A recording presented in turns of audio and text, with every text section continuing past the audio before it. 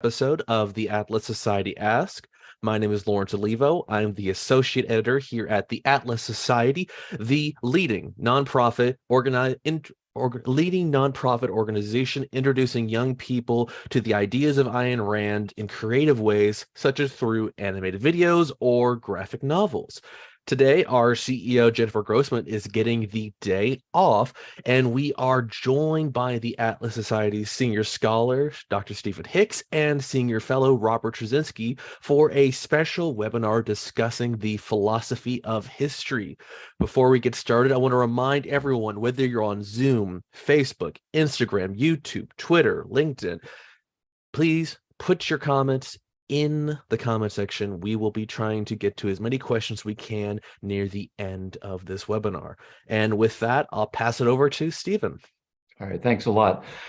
So philosophy of history is this huge, sprawling discipline. Philosophy is huge and complicated. History is huge and complicated, and then marrying those two. So what Rob Tracinski and I plan to do today, I think, is rather surgically focus on one subset of questions about the philosophy of history. And we have a sort of division of labor worked out. I'm going to say some general things about the philosophy of history, sketching out some territory and maybe a taxonomy of questions about the philosophy of history. And then Rob Tracinski will weigh in with a more specific thesis about philosophy of history. And then out of that, I think after hopefully no more than 30 minutes, we can have some back and forth and a substantial number of questions from participants as well. So with that, I'm going to share my screen. I have a bunch of quotations I want to just run by to illustrate the various points. The first one here being one of my favorite quotations above all time about the philosophy of history. The idea here from Lord Bolingbroke. Can you see this, Lawrence? It's showing up. Good. That history is philosophy teaching by example. And that's fun in that it integrates philosophy and history with each other rather than seeing them as two completely disconnected things. But it also makes philosophy very important. And what we should be doing is interpreting historical examples in the light of philosophy that has been established prior to that. Now, it's controversial, and what I want to do is next is illustrate why this is a controversial proposition within the context of a lot of other philosophies of history. So one of the questions that we can ask about history, and this is a big picture metaphysical question, is whether we can make any sort of causal or random sense out of the way that history goes.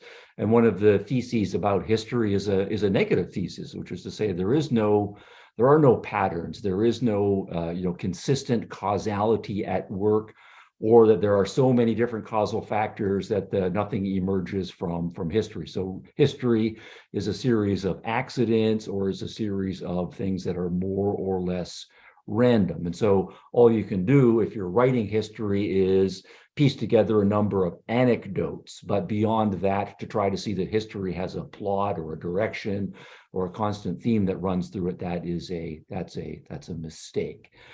Now, one of the other big picture theories, though, is a pattern theory, right? Or that there is a theme of history that runs through and says that history is a matter of things going from better to worse. There were the good old days, or there were the days back when men were giants, metaphorically and or closer to literally, and or history is a story of the original creation of the world by God.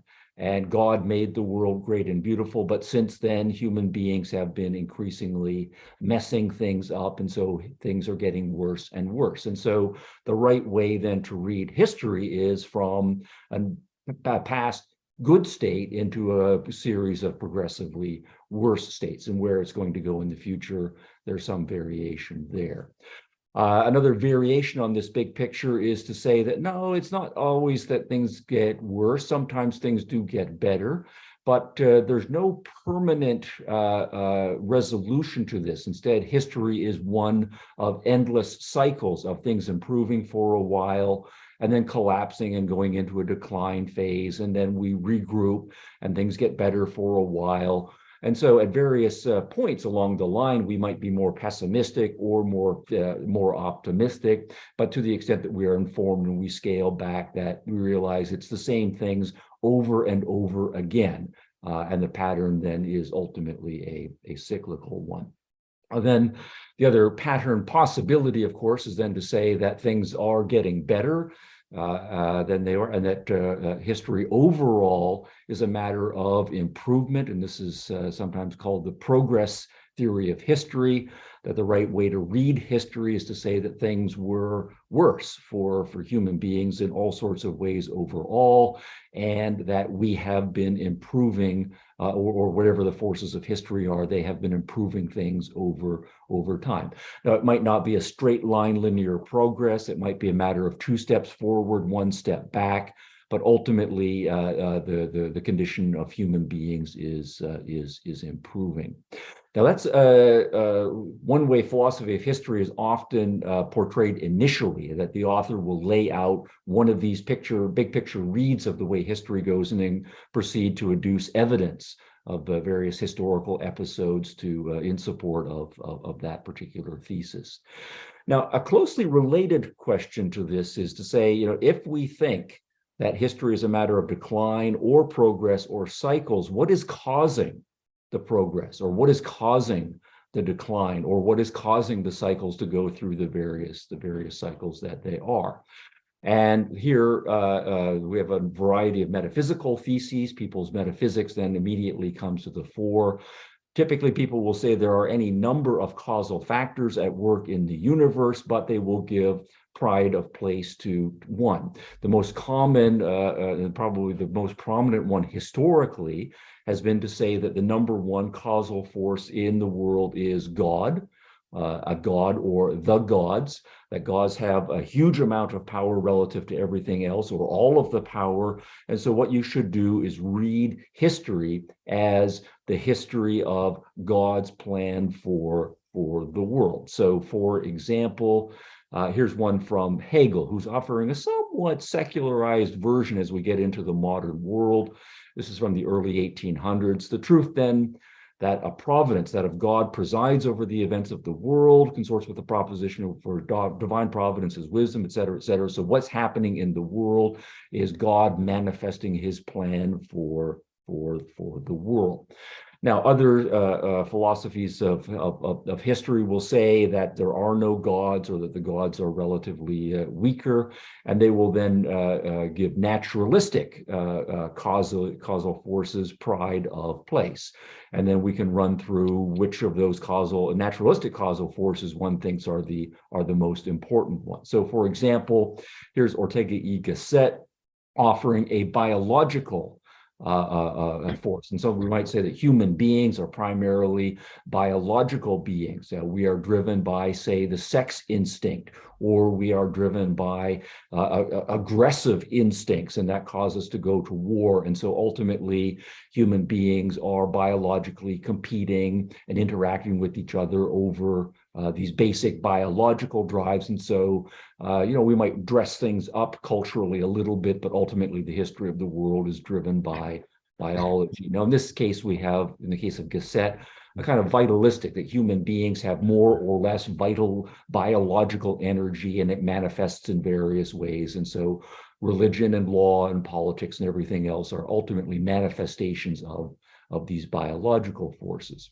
So others, though, will say, no, it's not these biological forces. We have a different understanding of what human beings are. Human beings are conditioned by or created by their environmental circumstances. And so we're all born into prevailing environmental circumstances, and those have a logic of their own, and human agency is a matter of how one has been conditioned. So here's Marx and Engels, with just one variation on this that most of us are probably familiar with. Human beings are organized into classes, each with their own and economic genders, but as a result of that organization of society, there are necessary things that have to happen, and history moves along as a result of that economic slash cultural dynamic working its way out. I did have another quotation. This is of someone who is arguing that all of history is ultimately random. The gods, human agency, and so on are completely. This is the Roman poet. There are no gods. To say Jove reigns is wrong. 'Tis blind chance, right, that moves the years along. So, randomness, God's providence, biological forces, environmental forces, all of those have had their advocates over the years. Now, if we then want to argue that it's not that human beings are pawns of biological forces, pawns of the gods, or just pawns of random forces in the world, or even pawns of various social forces, there are theories of history that will argue that human agency is the most important causal factor. Yes, of course, we are biological creatures. Yes, accidents happen that destroy our best rate plans, but ultimately human beings are powerful causal agents, and it's what humans do that is the primary force determining what history is going to be about. Now, there are again then a number of versions of this that are possible. For example, we'll see technological versions of this. The human beings come up with scientific and technological ideas, and it's those, perhaps the Industrial Revolution that comes along, and those change everything. And sometimes this can shade over into a somewhat deterministic thesis that yes, human agency was responsible for generating the scientific ideas and all of the technological discoveries. But these technologies, the machines, start to have a logic of their own, and then technological forces take over, and we're driving along. Now, a subset, though, of human agency theses typically then is getting closer to what I think Rob is going to be arguing, certainly what Rand argues, but there are other versions of this as well. And certainly what Bolingbroke was arguing, Ludwig von Mises argues is that human ideas are the most important causal force, that we're a smart creature, that the ideas we generate have huge implications for how we live our lives as individuals, how we organize ourselves socially. And so it's human ideas, the fact that we are very smart creatures, that should be given pride of place. Now, which ideas are the most important causally? There's then going to be a subset of debates that are possible here. So this is a quotation from John Maynard Keynes, for example, disagreeing with Marx that, yes, economics is important, but economics is not this deterministic force. Rather, economic ideas are the most important force, but economic ideas are a matter of human choice, human agency, and so on. And so the argument here, this is a famous quote from his 1936 General Theory: practical men who believe themselves to be quite exempt from any intellectual influences are usually the slaves of some defunct economist. So everything that goes on politically, wars, changes of power, right, and so forth, are driven by underlying economic ideas generated by influential economic theorists, typically a generation or two earlier. It is ideas, not interest, by which he means, lower grade economic or political interests, which are the most dangerous. And then Rand is going to be in this broad category of those who believe that ideas are the most important, but she's going to argue that it is philosophical ideas that have the most power in an individual's life and culturally. And here's the quotation from one of the quotations where Rand offers this thesis as well. All right, with that said, the idea has been for me to sketch out some broad territory. Are there patterns in history, or is it just randomness? If there are powers, or if there are patterns, what is the most important causal agency? Is it divine forces, biological forces, sociological forces, or is it human ideas and human agency? And if so, what kind of human ideas are the most? Now, I've got some examples I would like to put out, but I'm going to save those examples for a little bit later. When we start to test some of these theories and say, well, what about this, that, and the other thing? But at this point, I'm going to pause and we'll turn things over to Rob so he can take it to the next stage. And with that, yeah. Stop share. There we go. Okay, great. Thanks, Stephen. And that's a really good selection of quotes to give people an idea of what the different ideas are. But I want to back up a little bit and ask the question of why do we need a philosophy of history in the first place? Why is this important? Why should anybody care? And I approach this a little bit. My connection to this is not as a historian. I have a strong interest in history. I have a lot of ideas about history, but in my work, one of the things I do in my work is as a journalist, and journalists are writing the first rough draft of history. And I think that indicates why it is that the philosophy of history is important, because the events of our day are, these are important big things that are happening that are determining, whether there's going to be a war, who's going to win the war. Are we going to have bigger government or smaller government? What party's going to be in power? Are we going to pursue an authoritarian model or be a democracy? All these big issues are constantly being fought out in our own, current time, in a way that clearly, obviously affects us. That's why people read the paper, without which I would be without a job. Well, they don't read the paper anymore, but they read websites. At any rate, so looking at this from the journalist's perspective, who's writing the first rough draft of history, the question then is, well, where do these larger forces come from? What is giving us direction? And the big question is, do we have any control over it? Because there could be, in a lot of these philosophies of history you're talking about, there is a kind of fatalism to it, right? So let me give you an example. There was a book very popular a few years back, probably 20, 30 years ago, called Guns, Germs, and Steel. And it sought to, this is in the 1990s, the Western Europe and the United States were sort of triumphant. We ruled the world. The Soviet Union had collapsed. And there's this question of, well, how did the West become to be so powerful and so prosperous and the leading edge of technology? How did we come to be the dominant force in the world? And his answer was, well, it's guns, germs, and steel. And he gave this list of material factors, sort of accidental material factors. Well, we developed guns, first somehow. Gunpowder came over from, we discovered gunpowder and we developed guns. And we developed there's some steel making technologies that for various accidental historical reasons were more advanced here. And then germs, which is we had diseases came through and we became subject to these diseases and more resistant to them, I think was the theory. So it was a set of this collection of sort of accidental outside material factors that had coincided together to make the West great. All right, so that's one theory, is these accidental factors. And if that's the case, think about it, that we don't really have any control over this. They're lucky enough to be born in the West to be the beneficiary of these historical factors, or we're not, and we're out of luck, and we are, we're the pawns of larger forces over which we have no particular impact.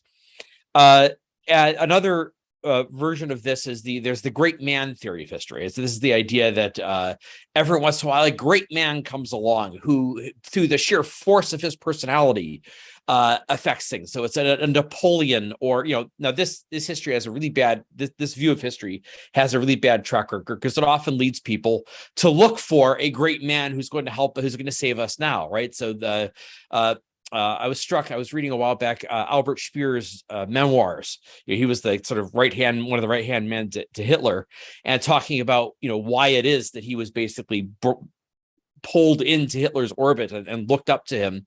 And he talked about how it was this common idea. Even his own mentor as an young architect, his mentor was someone who was totally opposed to Hitler, but still had this idea that what Germany needs is a great man who will interpret the will and the needs of the German people and lead us into a great era. So this great man idea of history has often led to people sort of looking for a strong man, somebody who will rise up and who will solve all of our problems if we just give him enough power. But again, there's a fatalistic aspect, the idea that you, the individual, have no real power. You're just waiting around for the great man to come along. And even some of I'm an advocate of the idea that there is such a thing as historical progress, that we've risen up out of the caves and made progress across, numerous fronts over periods of thousands of years, and especially the last few hundred years. But even some of the theories of progress, and Hegel is particularly notorious on this, can have a deterministic aspect to it, that the progress is inevitable. Even if it goes in fits and starts, and sometimes it goes back and we backslide and we move forward, the progress is inevitable. It's just happening. It's God's plan, or it's the working out of the world spirit Hegel is very famous for having this very strong interest in the philosophy of history, and therefore a huge impact on history. And his ideas are really difficult to understand and kind of nutty. So he has, unfortunately, a bad influence. But you saw this, for example, that now this is sometimes, I think, overstated, that a number of years back, during this triumphal period of the 1990s, Francis Fukuyama wrote a book called The End of History, which is this idea taken from Hegel, that there's this working out of this grand ideological or sort of mystical process of the development of history, and it's going to a final end state, and we're almost there, basically, is what Fukuyama was saying. Now, he's not that much of a deterministic Hegelian, but that sort of gives you an idea that on the pro-progress side, there could be this sense of inevitability.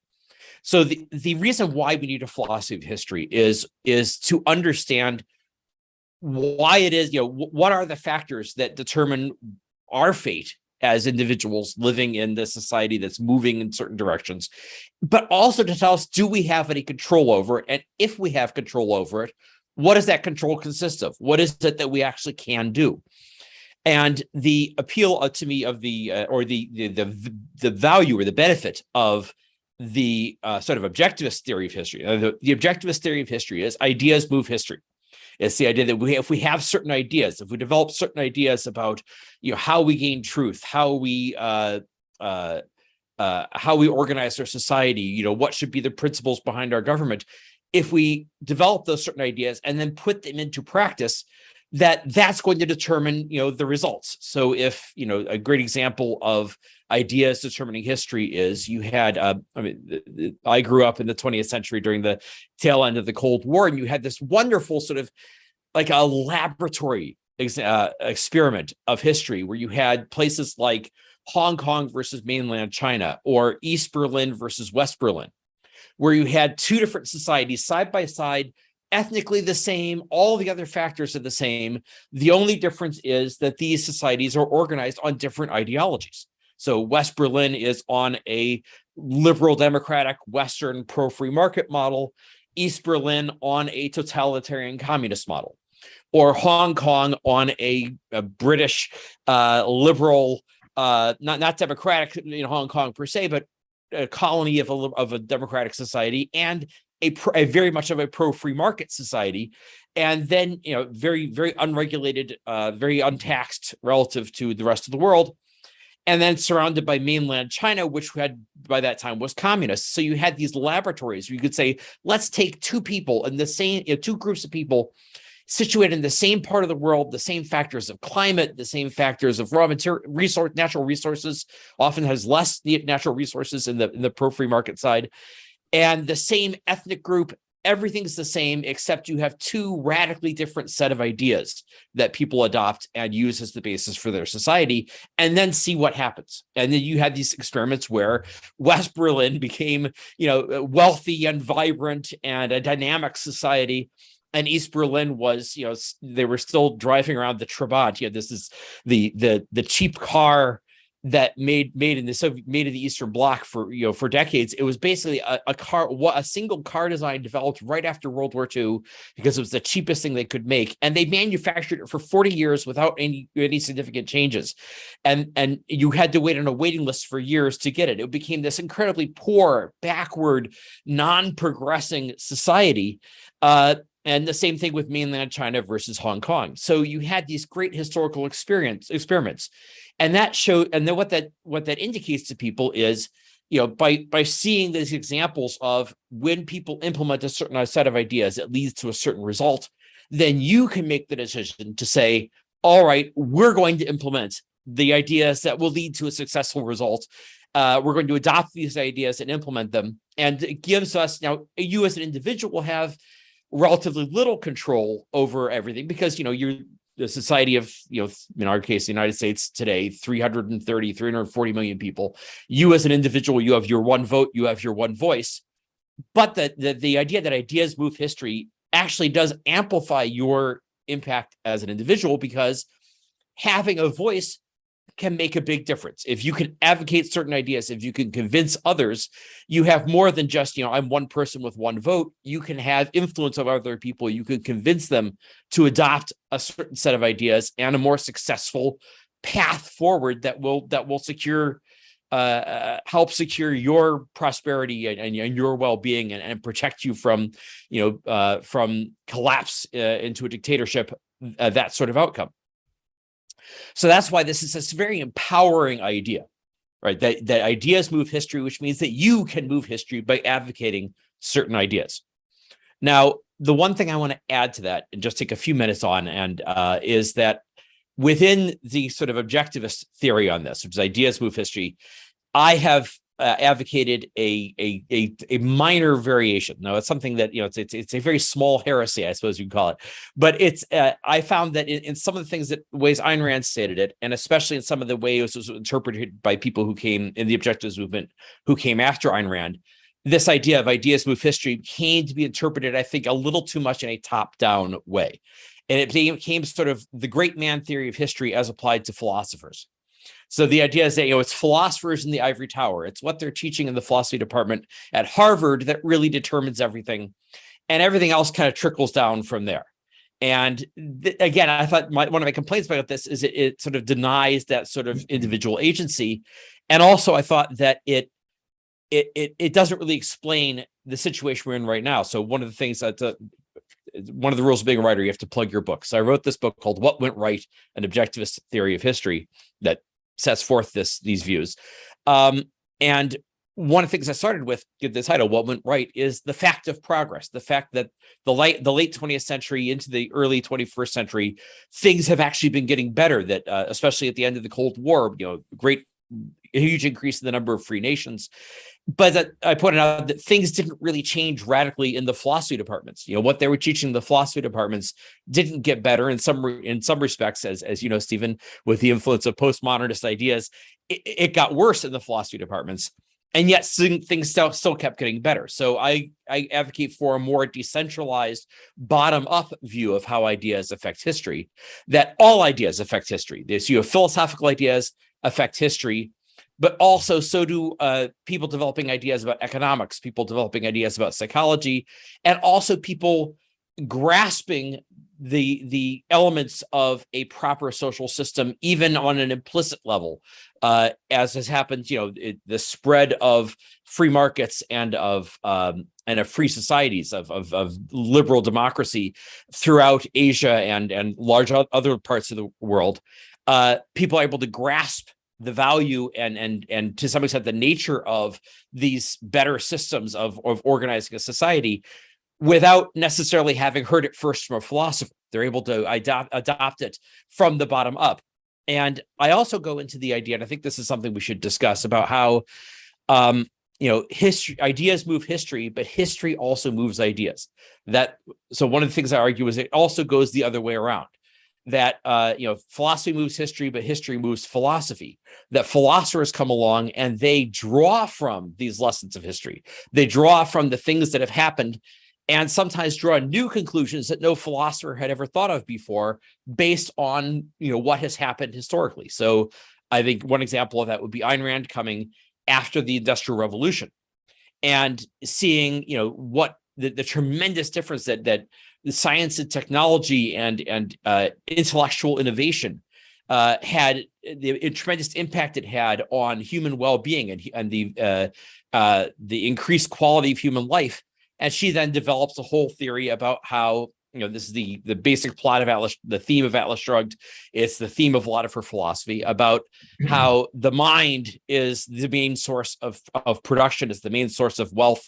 It's what moves us forward in terms of progress, is the thinking of individuals who are innovating and coming up with new ideas, not just in philosophy, but technologically and in business and in production. The factory owners and the Henry Fords and the Thomas Edisons, et cetera. So, that's is a case where a historical development, the Industrial Revolution, gives you the evidence that a philosopher has to come along and say, well, let's draw some conclusions from that about what is the nature of human life, what is the nature of the mind, how does progress and human well-being, how is that advanced? And so, my my way of putting it is that philosophy moves history, history also moves philosophy, but beneath that, what's really happening is man moves both. You as an individual are, human beings are out here living in the world, trying to prosper, to advance, to survive, to make our lives the best they can be. And in doing that, we, like you said, we're smart creatures. We are intelligent creatures. We have to draw these larger conclusions about what kind of world do we live in. What kind of society should we have? What social principles should be organized? What moral principles should we be implementing to guide our lives? And so we have to come up with these big ideas. And in pursuit of that, we come up with the big ideas. We also implement them as social systems, as ways of living.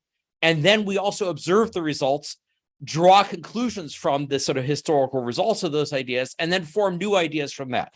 So it's this, I see it as sort of and that's why I view progress as I think history is characterized by progress.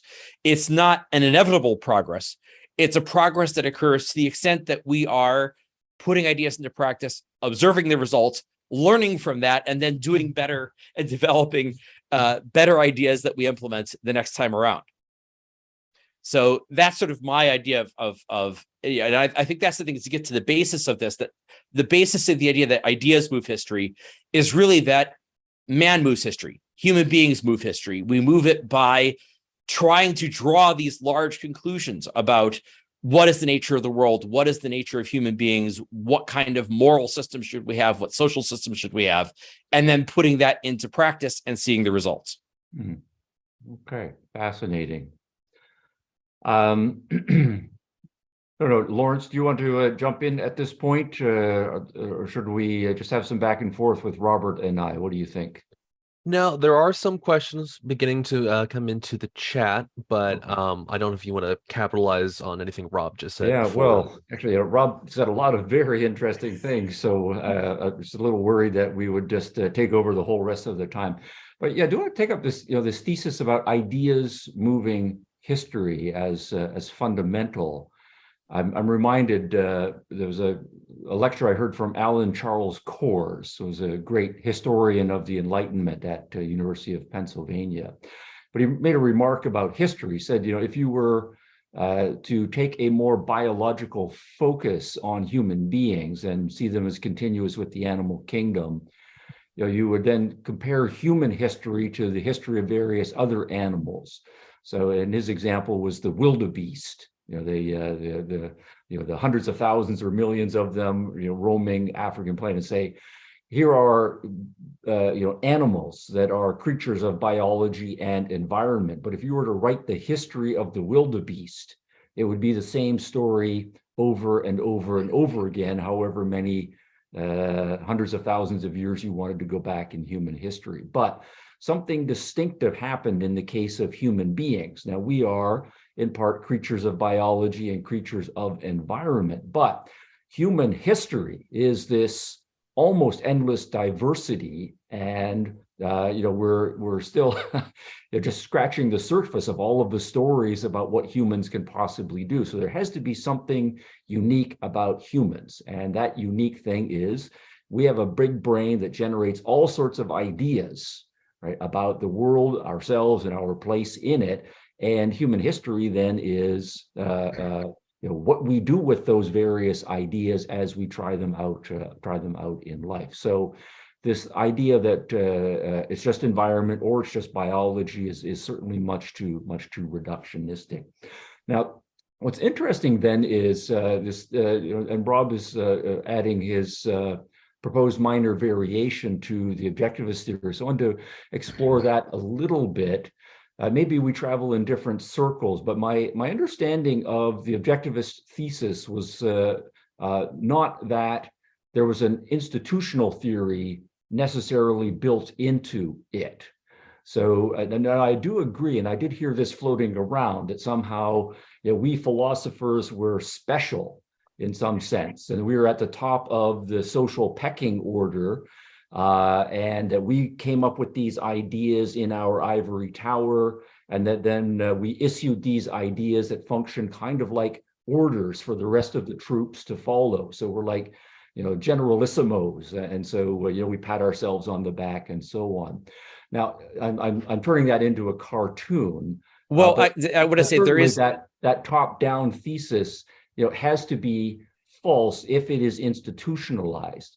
Now, that part of the story has to be that we can't de-agency everybody else by saying that only philosophers have agency and the social power to make everybody do what they want. Actually, one of the main complaints that philosophers have is it's very hard to get people to do what you want. I have all these great philosophy of ideas, but very few people want to agree with me. I don't have that kind of social power. But even interestingly, I think there's one thing to say that philosophy moves history, but then it's an open question about where people are getting their philosophy from. Are they getting it from novels? Are they getting it from movies? Right? Are they getting it from church? Are they getting it from philosophy departments that are operating in various ways? And I think it gets very messy there. And even if you focus on the philosophy professions, just going back the last 3 or 4 centuries, to give pride of place to academic philosophy is already suspect, just because I would say perhaps the small majority of the most influential philosophers of the last 300 or 400 years were not academics. So Descartes was not an academic. John Locke was not an academic. Karl Marx was not an academic. Even getting into the 20th century, obviously Ayn Rand was not an academic. Jean-Paul Sartre was not an academic. So there are any number of philosophers who have been, from their institutional perch in academic philosophy departments, influential, but at least as many or more outside of. So the mechanism, that's not quite the right word, by which philosophy is disseminated and where people learn their ideas, I think we need a much richer understanding. So let me just address one of those things just briefly. So I think there's one passage where Ayn Rand says something to the effect, I'm paraphrasing it here, but pretty close paraphrase, that the philosopher is the commander-in-chief in an army whose foot soldiers basically are the intellectuals. And it's she brings up as an analogy, but some people took it way too literally and have this idea that, okay, if you are the philosopher, you are basically giving orders to all the other intellectuals, not just to the average person, but to everybody else who's to the lawyers, to the artists, to the economists, etc. They are taking orders from you, the intellectual, and their job is to salute smartly, say yes, sir, and go out and do it. Which I think two problems with that. One, and again, if you take that too literally, it becomes this sort of top-down view that I think was adopted by some objectivists, and that's the one I'm arguing of it. So it has this basis in something Ayn Rand said, but on the other hand, Ayn Rand, not only was she not an academic philosopher, she actually started out as a novelist and a Hollywood scriptwriter. But if you look at her novels, who are her big intellectual heroes? They're the people who develop, the fictional characters who develop the ideas and give the speeches in her novels. Well, one is an architect and the other is a scientist and engineer. So she clearly grasped the idea that the philosophical ideas are not just coming from a guy in an ivory tower. And specifically, part of my argument too is that historically, if you look at it, a lot of the big ideas have come from people who were immersed in some other field as well. Some of the best ideas in the history on philosophy of science, some very interesting ideas in that field come from Isaac Newton, who came up with them while developing a theory of physics, right? So who better to develop a view of the philosophy of science than a guy who's actually creating big new scientific ideas. So actually, it led me to formulate sort of a rule of thumb I like, which is no one should become a philosopher unless he's been something else first. That everyone should have some field of specialized knowledge into which they become immersed, because that gives you the inductive basis for understanding and drawing big philosophical conclusions and not having them just be something academic and in the ivory tower. And then, of course, yes, how ideas diffuse is actually, it's a fascinating discussion there. I think one of the things that's underrated is how various kinds of institutions that we have kind of induct people into certain ideas. That if you have if you're living in a democratic society, and by that I mean a liberal democracy, a free society with voting and with the institutions of free speech and public debate and voting, that's going to change your experience of life and give you a different way of doing things that will sort of inductively draw you towards certain conclusions. Or if you're in a free economy, a capitalist society, you're going to have the everyday experience of being an individual, making your own decisions, in control of your own life, capable of innovating. And that change of your everyday experience of life is going to make you more likely to gravitate towards certain ideas, or to regard certain ideas as more realistic and as reflecting your actual experience of life. So I think there's lots of different fascinating ways in which big overarching philosophical ideas propagate, not just because somebody took a course from a philosopher at college, because not that many people go to college, not that many people take classes from philosophers, as you know, and of that there's a smaller subset who even listen. But it's what happens is that there's all sorts of different ways in which, from all the other fields of study, and from the artists creating art, and from the institutions that people live in, that they are brought to regard certain to develop certain ideas about the world, and to regard some ideas as more realistic, as reflecting their actual experience of life more than others. So that's how it becomes very complicated how ideas propagate out through a society. Now, part of this also turns on what we mean by philosophy and how generalistic and how technical we think it is. So I endorse the first part of what you were saying quite strongly. If you're going to do philosophy of science in our generation, probably you should have some scientific training. Or if you're going to do business ethics, some actual business experience, right? Or philosophy of whatever. At the same time, I'm going to say that much of philosophy can be done by individuals, and it's proper to think of them as doing philosophy in the course of their everyday experience. And so that children are doing philosophy when they're trying to figure out the way the world works and who they are and how they're going to interact with various other people. And philosophy then is, in that sense, quite empirical. So, for example, if I'm a little kid, I'm living, this is just an example, I'm living in some valley, and I like to go out and explore the world, and there are some hills right over there. If my mom tells me, for example, don't go into the hills and explore in those hills because there are evil spirits that are living in the hills and they will gobble you up. Now, if I accept that as a belief, right? Well, that's already a kind of philosophical belief. The world is populated by evil spirits that are out to get me. And to the extent that I adopt that without checking it out for myself, then I'm going to set myself up for a more broad philosophy of life. And so that's a philosophical move right there.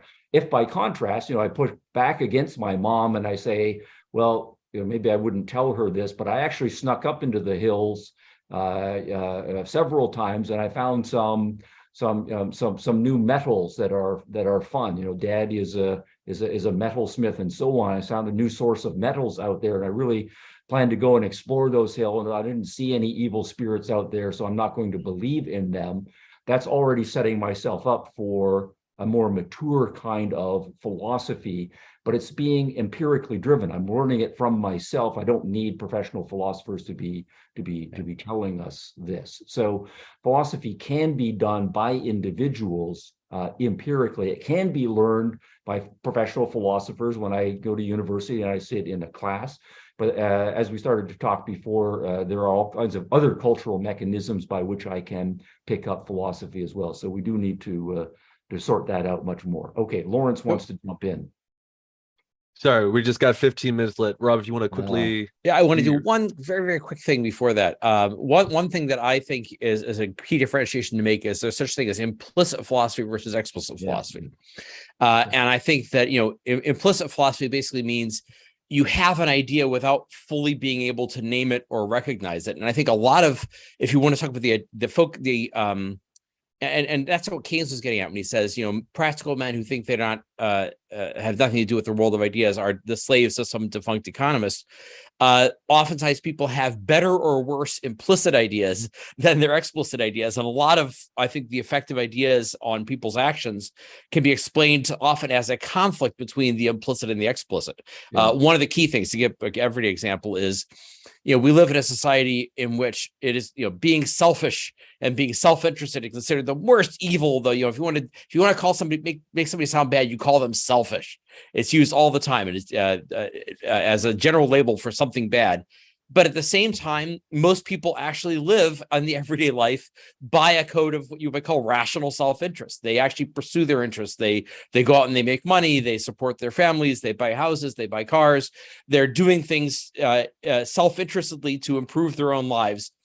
And that's the actual 90% of what they do in life is something which, if you ask them explicitly, is this the right thing to do? They'd say, oh, no, we shouldn't be selfish. And yet there they are doing it. And that conflict can explain a lot of what goes on in the world around us. Mm-hmm. I think, I have a chapter in my book called The War Between the Implicit and the Explicit, because I think oftentimes you have people who have sort of, from experience, they have developed an implicit set of ideas that's different from what, from the top down, they've been told they're supposed to believe. And those are often in conflict, and it helps to make the implicit explicit so you can actually resolve the conflict. But that's, I don't want to get too far into that. But so let's go to the questions if you have them, to Lawrence. Okay, great. Thank you both. So when it comes to questions, there are a good number. We'll try to get through as many as we can. We've got about 15 minutes left. First question here comes from Ann M on YouTube asking, could it be proper to think of history as the study of human nature? Oh, absolutely. I think that's correct. Yeah. That, but it's human nature, but also it's human. See, it's not just raw human nature, right? Because it's human nature as improved by, or as directed by, all the things that we develop as new ideas. So, ideas are a form of technology, is the way I would put it. We're all used to the idea that if somebody develops a semiconductor, right, and then that's a new technology they can put in place, and it radically changes how we do things, and the fact that I'm talking to you, from 1,000 miles away, we're all talking to each other live on over the internet. So this new technology makes this amazing things possible. Well, the very first technology was, science and philosophy were among the first technologies we developed in terms of new ideas about how to do things that make vast amounts of new progress possible. So it's sort of, now I would say that's based in human nature, in the sense that human nature involves, I love Stephen's story about, if you wrote the history of the wildebeest, it would be just, we went and we ate grass, we ran away from predators, and then the next day we did it again. It'd be the same thing over and over again. The reason human history is different is because we have these big brains, but that too is our nature. It is our nature not to be programmed by evolution to do something, but to also be able to program ourselves, to come not with a pre-wired set of programming, but to be able to make observations and say, you know what, we could do things differently and we could do things better. And so that the whole point of that big brain is not to be pre-programmed, but to be able to program ourselves by developing new ideas about what to do and how to live. And and to develop science and to develop philosophy and new social systems, et cetera. Okay. My caveat, everything Rob said is fine. But going back to the original question, I think it's a little bit too simple to say history is human nature, or philosophy of history is human nature, because human beings are embedded within a reality. And so human beings are part of the story, but we live in a world, and the world has its own nature, and it's the interaction of us in the environment that gives the full count of human history. So, for example, we could say something like the Great Plague of the 1300s. That was not something that was caused by human agency, but it was a hugely important event that occurred. And then how humans responded to that event then becomes part of history. So it's the metaphysical or the natural event that occurs and the human response to that is the story of history. And so why the wildebeest history is going to be different from the human history is, wildebeest will be living in a world that has plagues, and their history will go a certain way. Human beings live in a world where there are plagues, but their history will go in a different direction. So both elements are part of the story. But then even there, and this is where the kind of ideas becomes important, because the same kind of events happening out there in the world can prompt very different human reactions. And so the ideas that we have matter. So I can, just to take the example, I can, to change the example, go to like the huge earthquake that occurs in some part of the world, and just huge number of people are killed and property is destroyed and so on. How humans react to that is going to depend on the philosophy and the more specific ideas they have. If I say, well, it is God's will and or we are being punished for our sins, or this is God telling us that we shouldn't live here anymore, then our reaction to that is going to be entirely different from people saying, well, we need to figure out what the cause of the earthquakes is, do some science and some technology, and figure out how we can build our buildings better so as better to survive from the earthquake that it occurs the next time. So the same reality conditions can be holding, but people's ideas can be very different. That's the human nature variability. And so the historical stories will be different. Yeah, great. Thank you for that. Now, I have two questions kind of along the same line. I'm going to sort of combine them here. One's more of a question, one's more of a comment. From Alex Hearn.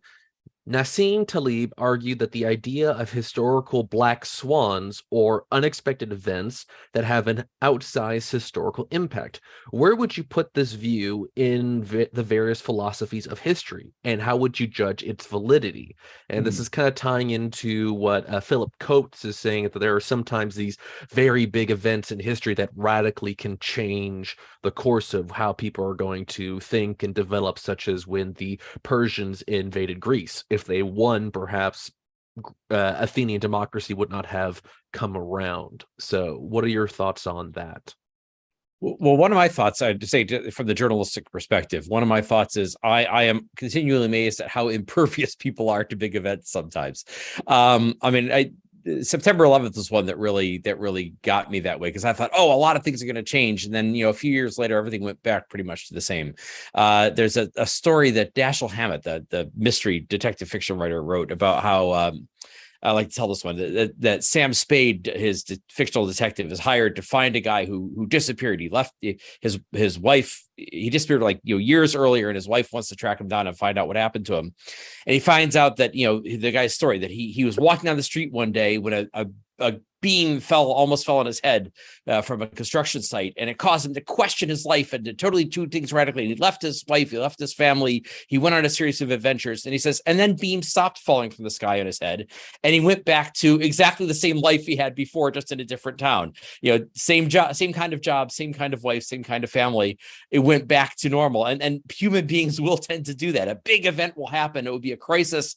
They will become very mobilized to change everything, and then after a couple of years, that fades, and they go back to what the accustomed routine was. I think, but I do think that there are big events that can make a difference, and the outcome of them can make a difference. I think, for example, what's going on in Ukraine right now. It's been astonishing to see that you have Sweden and Finland that have traditionally been neutral and now want to join NATO, and the way it's sort of galvanized, and it's made the idea of a European Union, of a European unity, which had been kind of an idea that hadn't really been put into practice, is now becoming much more of a reality. I'm hoping it will focus things more on the idea of people will start thinking about the difference between, free societies in the West and the kind of authoritarian societies you have in Russia, for example. I'm hoping that will focus people's attention on that. But it really is, the event has to happen, and then people need to be able to draw conclusions from those events. And sometimes they draw the right conclusions, and sometimes they don't learn from the events. So it's the event happening, but it's also people learning from the events. And even I would say, even if, let's say, the Persians had defeated the Greeks in ancient Greek history and had taken over Greece as a colony, there's plenty of times when the colonized have become the colonizers. I mean, this is what happened to the Romans. They took over the Greeks, and basically Greek ideas and Greek art took over the Roman Empire. So, it's possible you still would have had a very similar history if that event had changed. So it's not just the events, it's also the lessons that people learn from the events and then what they do with those lessons. Yeah. All right. Yeah, this is another rich set of issues that get provoked just from this question about the black swans, for example. Now, my take on the black swan event is that it's kind of a generalization on the great man theory of history in a way, because what we're saying is there's the broad mass of events or the broad mass of activities that human beings are engaging in that are kind of ordinary and normalized. But then something very unusual happens. And that's the black swan that occurs. And now, of course, the black swans can come in two types. They can be non-human events. So, if we had been around at the time of the dinosaurs, for example, and suppose it really was a comet that crashed into the Earth, well, that would be a black swan event. That would have huge impact on human history. So, or a plague that sweeps through, or an earthquake, right? Or I'm just making this up science fictional. If the polarity of the Earth, for some reason that we don't understand, were to switch right now, human history would then take a very different direction. Although how we respond to that black swan event is probably going to be at least as important as the original black swan event itself. Now, then the other kind of black swan is to say the human agency. So if we go back to, I'm going to go a little bit after the Persians and the Greeks, although that's an interesting what if kind of question. We say, the Greeks are going along and they're doing their thing, and the Persians are going along and they're doing their thing, and there are all these empires and tribes and so on. And the story is just the same thing over and over again of conquest, and but not particularly large-scale conquest. And then along comes Alexander the Great, right? And so he's like a black swan human being, and boom, right? Things changed. Or if we are going to jump then, say another, what would it be, 1,500 years to Asian history that's been going along the same old way that it's always going along. And then suddenly Genghis Khan, right? And the Mongols get their act together and they take over basically almost all of Asia and make inroads. So how do we explain Genghis Khan? Well, he's kind of a black swan human being who comes along and alters human history.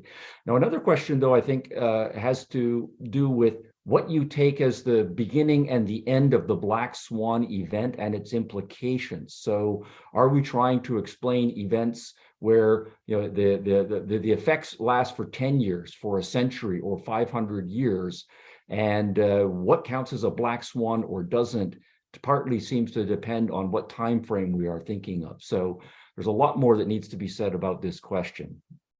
And that's interesting when you mentioned Genghis Khan, because on the one hand, he had a huge impact on the area and conquered a huge amount of Asia.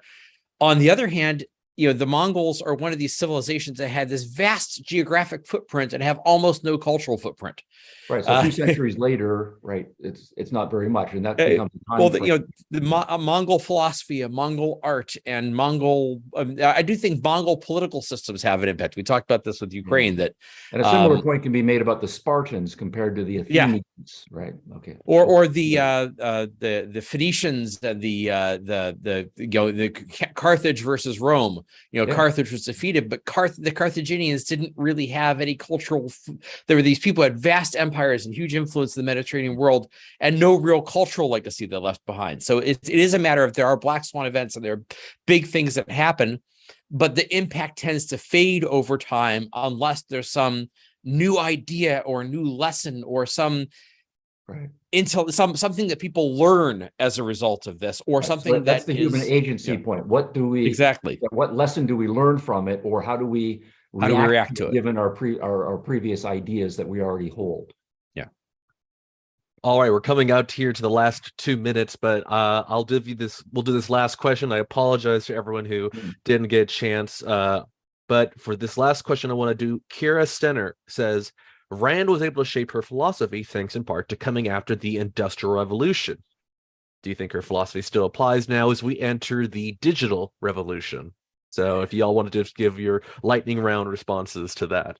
I'm going to give a 10-second response and say, no, I don't think the digital revolution is that profound a difference from, I think it's an extension of the industrial revolution. I don't think it's that profound a difference. I think, it's interesting to ask the question of what new conclusions might we draw from this, but that's going to take more time than we have left. I would say, yeah, what Rob said. All right. Well, in that case, I want to thank Rob. Stephen, thank you so much for joining us today to talk about this very interesting subject. And I want to thank everyone who came to listen and give comments and ask your questions. We really appreciate it. If you enjoyed what happened today, please let us know and consider making a tax-deductible donation to help us continue doing events like this. Be sure to tune in next week when Jennifer Grossman will be back, and she will be interviewing Dr. Andrew G. Huff about his latest book, The Truth About Wuhan, on the next episode of the Atlas Society Ask. Rob, Stephen, again, thank you. Everyone else, have a wonderful day. All right. Thanks a lot, guys.